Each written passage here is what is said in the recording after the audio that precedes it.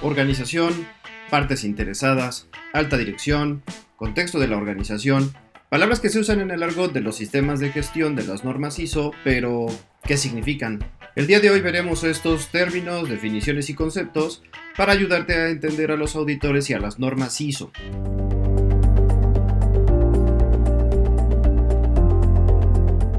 Pero antes me gustaría establecer dos puntos. El primero es que el objetivo de conocer estos términos y conceptos es facilitar la lectura de las normas de sistemas de gestión bajo la estructura ISO, que comprendas cuál es el alcance y objetivo de los requisitos de estas, ya que en muchas ocasiones el incumplimiento de los requisitos es por no comprender a qué se refieren estos.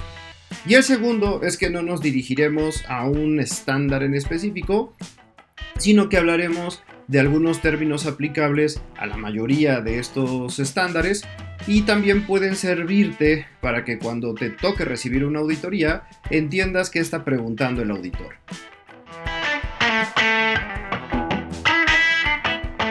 Comenzaré aquí con uno de los términos que quizá se repetirá en el 85, quizá hasta 90% de las ocasiones en un estándar, que es el término organización. ¿Cómo entiendo qué es una organización ya en una norma de sistemas de gestión? Cuando las normas ISO se refieren a este concepto o a este término, debemos entenderlo en el más amplio de los sentidos. Es decir, inicialmente es la persona o el conjunto de personas que tienen funciones, responsabilidades, autoridades y relaciones para lograr los objetivos de este grupo o de este individuo. Algunos ejemplos de organización son empresas, son compañías, son instalaciones industriales, direcciones gubernamentales, oficinas o secretarías que van a ingresar a un proceso de certificación. Pero aquí es en donde se pone interesante y a la vez complicado, porque en algunos escenarios resulta que existen organizaciones que tienen un corporativo que administra diversas unidades de negocio en diferentes ubicaciones físicas. Vamos a ejemplificar este término en el siguiente escenario. Pensemos en una empresa que se dedica a hacer láminas de acero y pensemos que esta tiene un lugar en donde tiene su corporativo, pensemos que está en Monterrey y también tiene 5 plantas donde se realizan las operaciones, todo lo que tiene que ver con la fabricación de las láminas de acero. En muchas ocasiones, si quisiéramos certificar a esta organización, en muchas ocasiones la pregunta que aparece es: ¿el certificado debe cubrir el corporativo y sus 5 plantas a fuerza? La respuesta es que no. En realidad sí, toda esa empresa es una organización, pero en fines o para fines de una certificación, la organización puede ser definida como el grupo de personas que cubrirá el alcance de la certificación, de modo que si se desea solo certificar una planta, por ejemplo, que está en Irapuato, pues solo esa organización o solo ese alcance se considerará como una organización con sus funciones, sus responsabilidades, sus autoridades, su infraestructura, sus objetivos, sus resultados, su dirección, por lo que el término organización obedece también un alcance en función de dónde aplicará el sistema de gestión.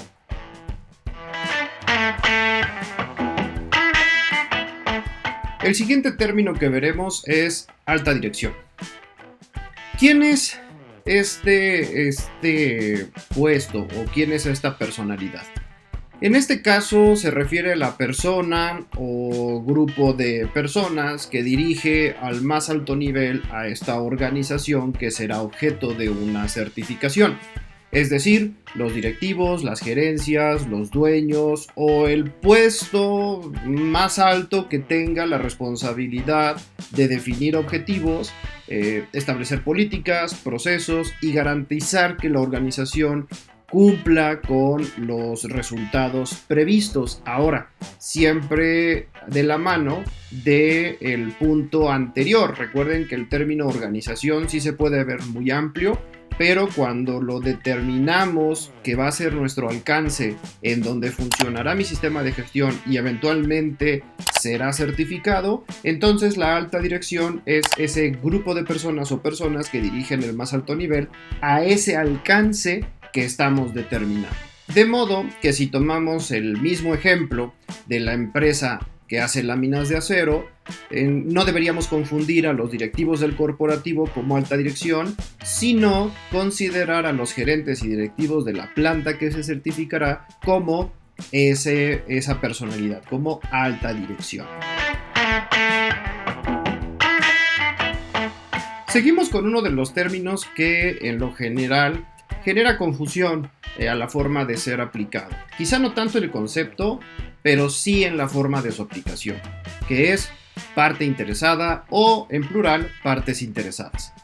Las partes interesadas son aquellas personas o grupos de personas que tienen esta capacidad de afectar a la organización o que se vean como afectadas o incluso que se perciban como afectadas por una actividad o una decisión que va a realizar la organización, donde se implementa un sistema de gestión. En pocas palabras, son clientes, son proveedores, son contratistas, es el sindicato, son los trabajadores, las entidades de gobierno o incluso algunas partes de la misma organización que por su relación no forman parte de la sección que se va a certificar. Típicamente, las normas de sistemas de gestión buscan que las organizaciones que van a certificarse demuestren que tienen identificadas a estas diversas partes interesadas y definen acciones para gestionar la relación con ellas y así mejorar su desempeño, además de influir en sus operaciones para asegurar una aplicación consistente a lo largo del sistema de gestión. ¿Dónde viene el error? Esto lo vamos a responder con un ejemplo a través de una pregunta. Si alguien dice que los animales o el clima son partes interesadas, esta persona estaría equivocada, ya que por definición las partes interesadas son personas o un grupo de personas. Ahora, en algunos esquemas no es que no nos importen los animales o el clima, pero más bien se refiere a que estos temas serán abordados en otra sección y en otro concepto de los estándares, pero no entrarían como tal en la sección de partes interesadas. Si unimos los comentarios relacionados con el concepto y con los requerimientos de los estándares, nos vamos a dar cuenta que hay una necesidad de un establecimiento de comunicación y de adquisición de necesidades y expectativas. Por lo tanto, al clima o a los animalitos no hay manera de poder comunicarnos o de poder obtener estas necesidades o estas expectativas en un proceso de comunicación. Sí pueden existir organizaciones que se dediquen al cuidado del medio ambiente o al cuidado de los animales o a la protección animal, pero entonces en este caso estas entidades son las que se convertirían en una parte interesada, pero no el clima y no los animales de manera directa. Vamos a terminar con el término contexto o contexto de la organización. El contexto se refiere a las situaciones físicas, administrativas, climáticas en las que opera una organización, ya sea pensando en condiciones o situaciones internas o externas, desde lo local hasta lo global, y que estas condiciones son capaces de afectar positiva o negativamente a la forma en la que opera y se gestiona la organización, siempre considerando que esto es en función del estándar de referencia. En algunas ocasiones el contexto se incluyen algunas condiciones climáticas, las relaciones que se puedan tener con partes interesadas, ya sea buenas o malas, también el mercado y tipo de clientes a quienes les vende sus productos o servicios la organización, la cantidad y la calidad de la infraestructura que tienen, el comportamiento en el abastecimiento de sus materias primas, sus capacidades o su capacidad instalada, el grado de madurez de las personas que tienen con relación al sistema de gestión. Prácticamente el contexto de la organización es el conjunto de todas estas situaciones y condiciones en las que se encuentra en un momento en el tiempo y que éstas son capaces de afectar negativamente o positivamente, o si lo vemos, ya sea que disminuyan su posibilidad o ayuden a aumentar sus capacidades para lograr los resultados esperados de su sistema de gestión.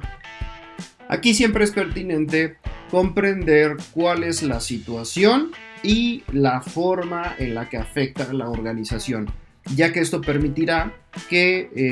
en el sistema de gestión se puedan implementar acciones que ayuden a prevenir efectos no deseados, que ayuden a lograr la mejora continua y que ayuden también a asegurar el cumplimiento a los requisitos legales, reglamentarios, propios de clientes, es decir, los requisitos en lo general que le apliquen a la organización, considerando el alcance o la materia que aplica de acuerdo al estándar. Usando el ejemplo de la empresa que fabrica láminas de acero, podría decirse que los costos del acero, o mejor dicho, la movilidad o la volatilidad de los costos del acero, son una situación del contexto externo a lo que siempre le dará seguimiento esta organización en su sistema de gestión de la calidad, ya que la variación de costos de este material puede afectar eventualmente la calidad del producto o los tiempos de respuesta que se tienen con los clientes. Si nosotros unimos todos estos conceptos, nos vamos a dar cuenta que todos conforman parte de la posibilidad de comprender inicialmente cuál es la organización en la que funcionará el sistema de gestión y eventualmente llevará a una certificación. De modo que cuando tengamos un proceso de auditoría, un proceso de revisión, cada vez que el auditor te haga preguntas como ¿quién es la alta dirección?, quiénes son las personas que realizan el análisis del contexto de la organización, cuáles son las partes interesadas que afectan a la organización, entenderemos que todo en primera instancia va en función del alcance que hayamos determinado para que se logre la certificación, pero también ya la adaptación de estos conceptos dentro de nuestro sistema de gestión con sus diferentes mecanismos, procesos y prácticas que se encargan de asegurar que todo esto quede cubierto como lo marcará cada uno de los estándares en específico. Ahora, vamos a hacer una conclusión. Recordemos que para poder implementar un sistema de gestión de forma adecuada, si estamos utilizando un estándar ISO como una referencia para implementarlo, debemos comprender claramente cuáles son estos términos y definiciones para que cuando hagamos las implementaciones y eventualmente pongamos a prueba si el sistema de gestión está funcionando, sepamos cuáles son el alcance de lo que estamos mencionando, comprendamos cuál es el objetivo de cada uno de los requisitos para que después podamos contar con evidencia objetiva que soporte el cumplimiento a cada uno de los requisitos de los estándares. Es por esto que es importante conocer cómo se estructuran cada uno de los requisitos. Ahora, si tú quieres saber cómo interpretar un requisito, qué elementos lo componen dentro de una norma ISO, pues entonces te animamos a que le des like a este video, que dejes tus comentarios y que compartas con alguien que le pueda servir esta información. Sin más por el momento, soy Jonathan Meléndez, director y fundador de MG Consultoría y Capacitación. Nos vemos en otro video.